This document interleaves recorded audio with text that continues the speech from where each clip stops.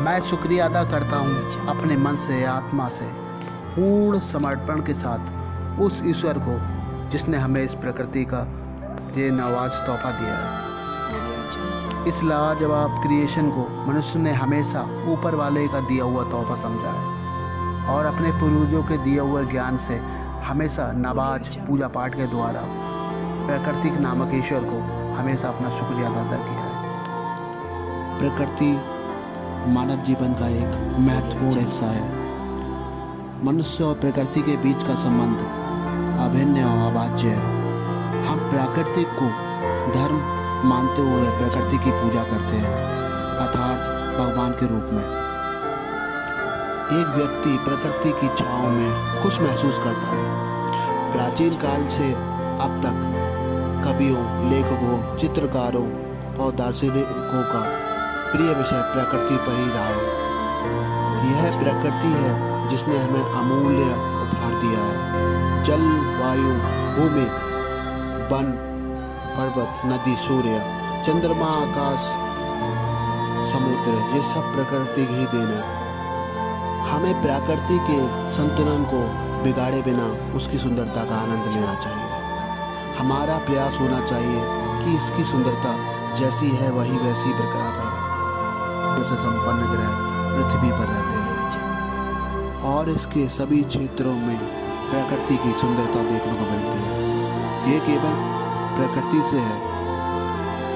पीने के लिए पानी, शुद्ध हवा, जानवर, पेड़ पौधे, अच्छा भोजन और रहने के लिए घर, ताकि मनुष्य बेहतर जीवन जी सके।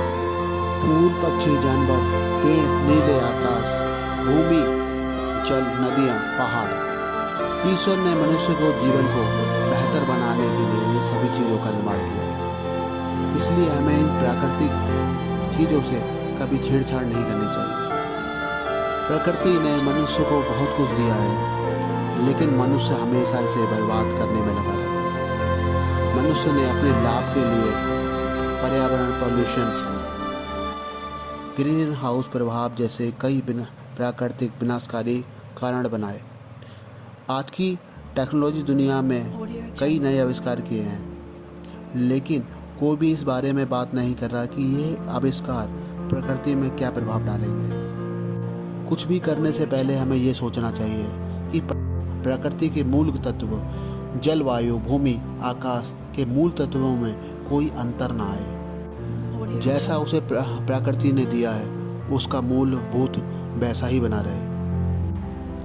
प्रकृति में मनुष्य जितना महत्वपूर्ण है उतना ही महत्वपूर्ण पशु पक्षी भी उतने ही महत्वपूर्ण हैं जितना कि मनुष्य। यही कारण है कि कुछ विकसित देशों ने मिलकर जानवरों के लिए संरक्षण उद्यान बनाए हैं, ताकि पृथ्वी को मनुष्य से होने वाले विनाश से बचाया जा सके। 21वीं शताब्दी शुरुआत होते बहुत सारे जीव जंतु या फिर पक्षी समाप्त हो गए हैं या अपने अंत की ओर हैं। एक सवाल पूछता हूँ आपसे, क्या आप प्रकृति से प्यार करते हैं? यदि हाँ, तो मैं भी आपके साथ हूँ। प्रकृति हमारे लिए एक माँ के समान, या कह सकते हैं कि एक अच्छे मित्र की तरह है। हिंदू धर्म में तो पशु पक्षी, जल, आकाश की पूजा की जाती है। इसके बावजूद भी हम ईश्वर की अमूल्य धरोहर को समाप्त करते जा रहे हैं। हमने कुछ ही वर्षों में इतने जानवर, पशु पक्षी मार दिए। इतनी पशु हत्या हमारे पूर्वजों ने कई वर्षों में मिलकर भी नहीं की। अंत में मैं यही कहूँगा, संपूर्ण ब्रह्मांड में सर्वश्रेष्ठ होने के कारण हमें अपनी जिम्मेदारी समझनी चाहिए। यदि मनुष्य ईश्वर की सर्वश्रेष्ठ रचना है तो प्रकृति सर्वश्रेष्ठ